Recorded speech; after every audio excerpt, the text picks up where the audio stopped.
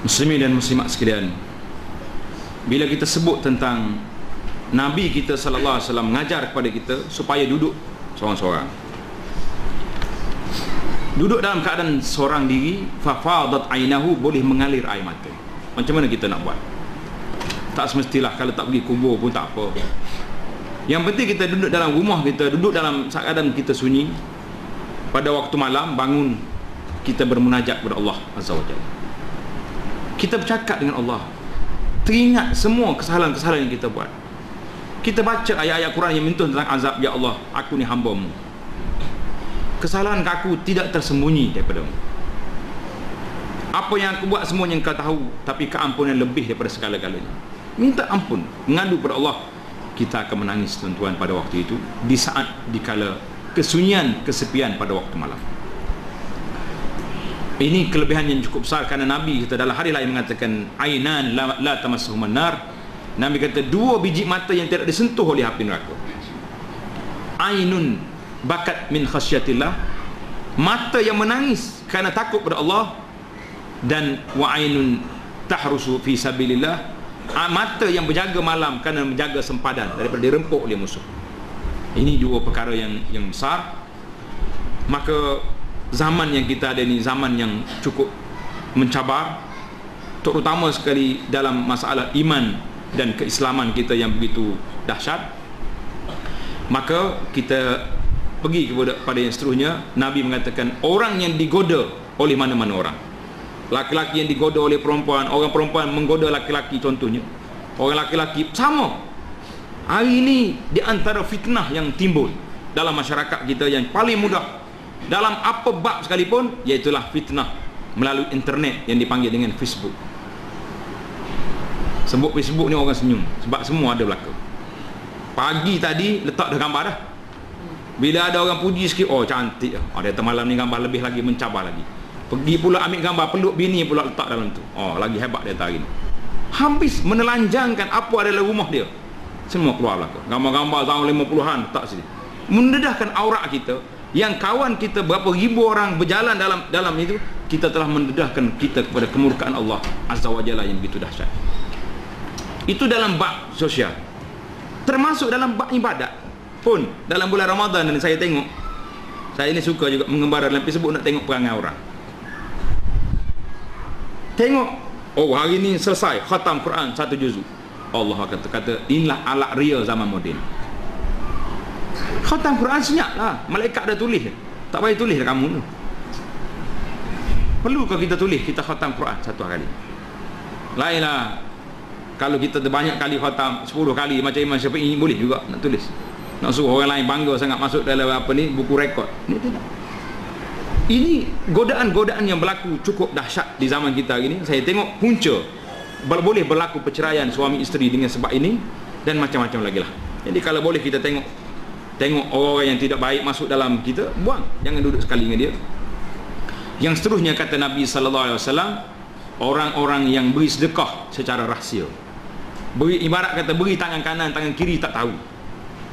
Ni selalu dah ustaz ceramah, dia kata kalau nak tak bagi tahu tangan kiri, jangan bagi duit seling, kan bunyi dalam tabung tu. Tu arti dia bergurau ya. Kita naknya sedekah sirri, sedekah cara rahsia. Hari ni cukup mudah tuan-tuan nak sedekah cara rahsia. Orang kita tengok di kampung kita ada orang fakir miskin, kita bagi derma. Kita tengok orang berhajat, bagi derma. Kadang-kadang kita suka kepada benda-benda yang grand, tapi benda yang asasi tak ada. Kita boleh hantar derma kita ke sana sini seluruh dunia, tapi makcik-makcik kita, keluarga kita yang terdekat, yang duduk di kampung, minta sedekah dengan orang, kita tak bantu. Ini kadang-kadang kita nak amal Islam ini, dia ada prosedur dia. Saya bila tengok kawan-kawan kita buat iklan ni, sekarang ni iklan banyak timbul ni, minta maaf lah, iklan selamat mari berkorban di Mekah. Allahu Akbar. Saya kata daging di Mekah ni berpuluh ribu, beratus ribu telah disembelih di Mekah, tak habis nak makan tuan-tuan. Korban ni kalau kita di kampung ni sunat kita sembelih di sini. Kita panggil orang jiran-jiran tetangga, ada orang pakai miskin, panggil dia makan, bagi daging kat dia. Sama juga dengan akikah. Nak akikah, akikah ni dia ada hari dia. Sunat akikah anak ni hari yang ke-7. Kita duk tunggu hari cuti, besar cuti pada hari anak, pada ada hak anak kita. Tunggu hari cuti kita buat lah. Tak apa hari tak cuti pun, sembelih dulu hari ni, masuk dalam peti, hari cuti baru buat. Sekarang ni ramai orang akikah dengan ayam. Dia kata kenapa tak sembelih kambing? Tunggulah nanti hari cuti nak sembelih kambing. Hari ni hari ayam. Mana ada akikah dengan ayam? Tak ada. Banyak. Saya tengok benar-benar kata-kata Sayyidina Ali, lau kana ad-dinu bir-ra'yi, kalau agama ni dengan otak, banyaklah yang akan jadi masalah. Itu masalah sedekah secara rahsia. Kalau kita nak cerita tentang sedekah rahsia, banyak hadis yang menyebut tentang sedekatus sirri tudfi'u ghadabar rabbi. Sedekah cara rahsia ini memadamkan kemurkaan Allah pada kita. Dan bagi orang yang sakit berat, sakit kronik orang panggil, dah ubat doktor pun reject dah apa-apa, tidak ada cara lain, gunakan saluran sedekah. Tapi kena niat, ini sedekah untuk mak saya yang sedang sakit, bagi. Kita tak kalau nak sedekah tunggu mati baru sedekah. Mati tak apa dah, sesat dah, masa duduk dalam kubur dah dia ni. Ini orang sangat sakit. Jadi banyak cerita-cerita yang menyebut tentang perkara sedemikian. Muslimin dan muslimat, itu di saat manusia yakhrujuna minal ajdasi, apabila orang ni keluar daripada kubur dalam keadaan tidak ada bayangan kecuali bayangan aras yang Allah Taala sediakan untuk orang yang 7 golongan dan lain-lain golongan lagi termasuklah. Nabi kata kullu amrin fi zilli sadaqatihi, setiap orang tu duduk di bayangan sedekah dia. Bila dia sedekah banyak, bayangan tu akan ada. Maka apa yang kita nak sebut di sini iaitulah bila kita tahu keadaan diri kita, kita telah mengenali kita bagaimana, mengapa kita tidak mau berpindah ataupun berhijrah daripada alam yang fana ini ke alam yang lebih kekal abadi. Nabi kita dalam hadis menyebut tentang la tanqati'al hijratu hatta tanqati'at taubah. Hijrah ini tidak akan tertutup pintunya selagi pintu taubat masih terbuka. Pintu taubat terbuka sampai bila? Yang kita duduk dengar ustaz mengajar sampai bila? Bila matahari naik sebelah hadis ni. Matahari naik sebelah timur, sebelah barat. Dan apa lagi? 10 perkara itu hak besar yang akhir zaman bagi setiap orang ya.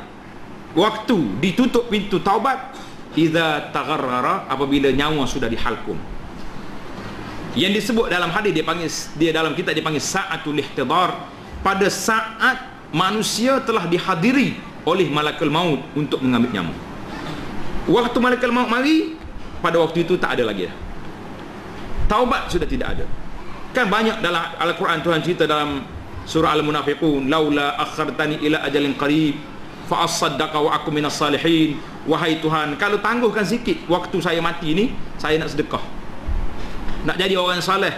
Walan yuakhirallahu nafsan iza jaa ajaluha, Allah Taala tidak akan takhirkan ajal seorang itu sudah sampai, dia tidak akan akhir.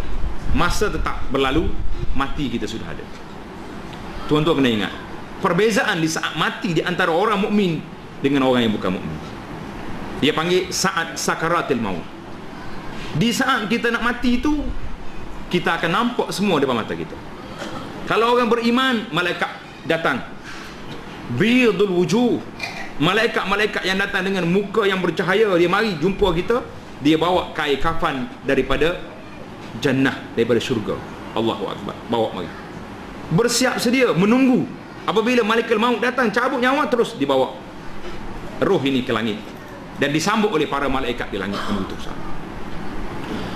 Jadi Nabi kita salah sebut di sini, la tanqati al-hijrah. Hijrah ni tidak berakhir selagi pintu taubat masih terbuka. Jadi kita hari ni peluang untuk bertaubat ada tak ada? Ada. Cuma kadang-kadang suasana tidak mengizinkan. Suasana tak mengizinkan. Kawan-kawan kita tidak membantu kita untuk bertaubat. Kita dah nak taubat dah, telefon siang malam, mari sini, kami duk tunggu kamu di kelab kita ni. Pergi juga dia. Pergi tu kerana kawan. Jadi pergi. Orang perempuan muslimat kita sama juga. Bila kita pakai tudung, semua pakai tegur belakang. Hai warung tudung-tudung dah pula dah. Jadi susah. Banyak cabaran-cabaran dalam kehidupan dunia ini, kita kena ingat. Allah Nabi kita salah sebut antahjura manahallahu anhu. Hijrah itu bermakna tak ada lagi la hijrata ba'dal fathi, tidak ada lagi hijrah perpindahan daripada Mekah ke Madinah, tak ada. Yang masih wujud lagi apa dia? Hijrah amma nahallahu anhu, daripada apa yang Allah Taala larang. Tuan-tuan cuba balik senarai malam ni. Kita bincang secara mudah-mudah ya. Buat senarai berapa perkara yang Tuhan larang yang kita sedang buat. Jangan senarai kebajikan yang kita buat. Tuhan kata wala tamnun tastaksir. Mu jangan diungkit kebaikan yang kamu buat, kamu akan rasa banyak. Bahasa itulah kalau kita bagi derma, jangan tulis dalam diary.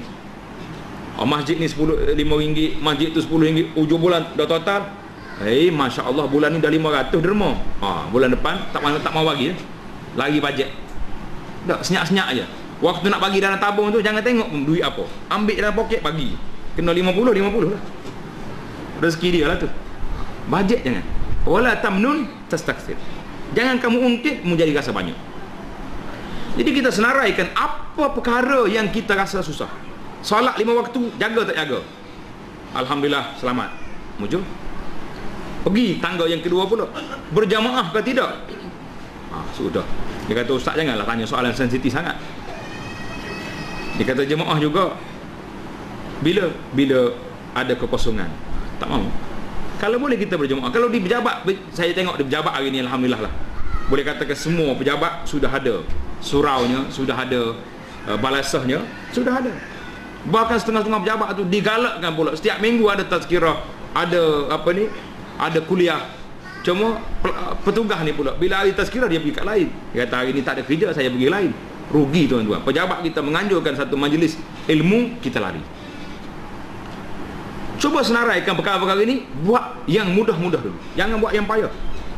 Benda-benda yang terlibat dengan enakmen, pindaan-pindaan, tak sebut itu. Susah. Kita kenapa gitu? Saya bila orang tanya saya, ustaz, macam mana kita nak laksanakan syariat Islam? Saya kata hari ni kita nak buat. Dia kata tak payah bawa parlimen. Tak payah parlimen. Dia kata bisa ustaz ni. Lebih pada peguam negara bercakap. Saya kata betul. Semayang berjamaah. Akta mana larang kita semayang jemaah? ada